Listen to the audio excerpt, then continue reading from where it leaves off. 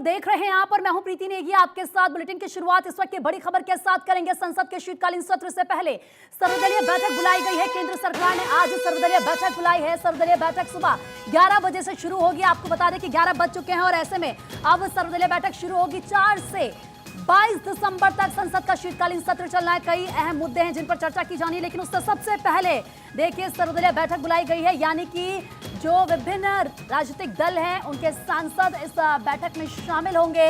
4 दिसंबर से 22 दिसंबर तक संसद का शीतकालीन सत्र चलना है। ये कहा जा रहा है कि कई अहम मुद्दे हैं, एजेंडे हैं जिन पर चर्चा की जानी है और इस दौरान 15 बैठकें होंगी जिसमें कुछ महत्वपूर्ण विधेयकों पर भी चर्चा की जा सकती है। तो इस वक्त की बड़ी खबर आपको बता रहे हैं, 4 दिसंबर से 22 दिसंबर तक ये शीतकालीन सत्र चलेगा और इससे पहले सर्वदलीय बैठक बुलाई गई है। राज्यसभा और लोकसभा में तमाम जो दल हैं उनके नेता शामिल होंगे, सांसद शामिल होंगे और ये सर्वदलीय बैठक की जाएगी। किस तरीके से एक तरफ सरकार की स्ट्रैटेजी होगी और दूसरी तरफ विपक्ष किस तरीके से रणनीति तैयार करता है ये देखना होगा। लेकिन इसी के साथ शीतकालीन सत्र शुरू हो चुका है और ज्यादा बातचीत के लिए हमारे सहयोगी आनंद पांडे इस वक्त हमारे साथ जुड़ चुके हैं। आनंद, क्योंकि 4 दिसंबर से 22 दिसंबर तक शीतकालीन सत्र चलना है, 11 बज चुके हैं, बैठक का दौर शुरू हो चुका है, क्या कुछ अपडेट वहां से क्या तस्वीर देख पा रहे हैं?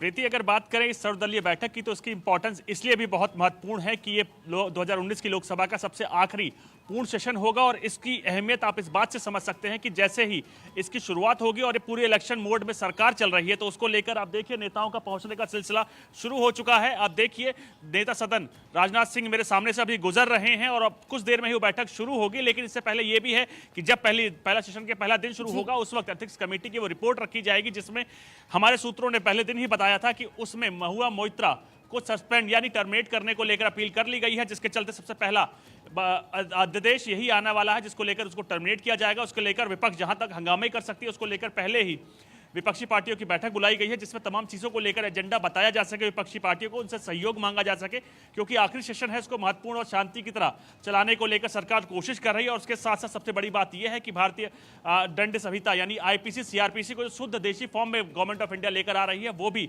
इस विंटर सेशन में ही पेश किया जा सकता है और जिसको लेकर तमाम विपक्षी पार्टियों को समझाया जाएगा कि इसकी महत्वपूर्णता क्या है, क्या जरूरत है। और उसके साथ साथ भारतीय लोकतंत्र में भारतीय कानून बहुत ही जरूरी है, जिसको लेकर तमाम कोशिश सरकार करेगी। यानी कि वो तमाम एजेंडे हैं आनंद जिन पर चर्चा की जानी है सर्वदलीय बैठक में। लेकिन इसी के साथ जैसे कि आपने बताया कि महुआ मोइत्रा की मुश्किलें बढ़ने वाली है और कौन कौन से वे विधेयक हैं जिन पर चर्चा की जानी है जो काफी इंपॉर्टेंट है माना जा रहा है। हालांकि हंगामा जाहिर सी बात है, हमने देखा है जब भी कोई सत्र शुरू होता है विपक्ष की तरफ से उसमें किया जाता है।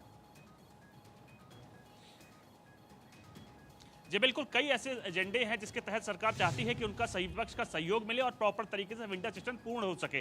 उसमें सबसे बड़ी बात तो यह है कि टर्मिनेशन महुआ मोइत्रा को लेकर जहां तक आपने पिछली बार देखा था कितना बवाल हुआ था, यानी एथिक कमेटी की जब सिफारिशें हो रही थी तब उस दौरान भी बड़ा बवाल हुआ था। उसको लेकर अब सरकार के पास जब स्पीकर के पास इसकी रिपोर्ट आ चुकी है जिसमें हमारे सूत्रों ने बताया है कि महुआ मोइत्रा को टर्मिनेट करने को लेकर सिफारिशें कर दी गई हैं जो स्पीकर के पास आएंगी और पहले दिन ही उस एथिक्स कमेटी की रिपोर्ट बताई जाएगी, जिसके चलते जहां तक विपक्ष उसमें हंगामा कर सकता है उसको लेकर सरकार कोशिश कर रही कि इसको शांतिपूर्ण तरीके से पूरा हल निकाला जा सके।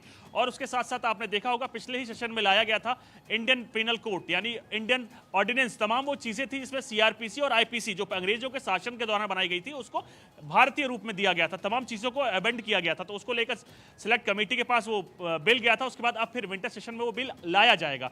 तो ये तमाम दोनों चीज आप देख रहे हैं भारतीय कानून के अंदर बेहद इंपॉर्टेंट है, जिसके चलते आप लगातार कोशिश कर रही थी सरकार की महुआ मोइत्रा से समझौता हो सके, उसके साथ कहीं ना कहीं उस विवाद को रोका जा सके। लेकिन विपक्ष आपने देखा महुआ मोइत्रा के नाम पे बिल्कुल मुखर था और लगातार सरकार पे हमलावर था।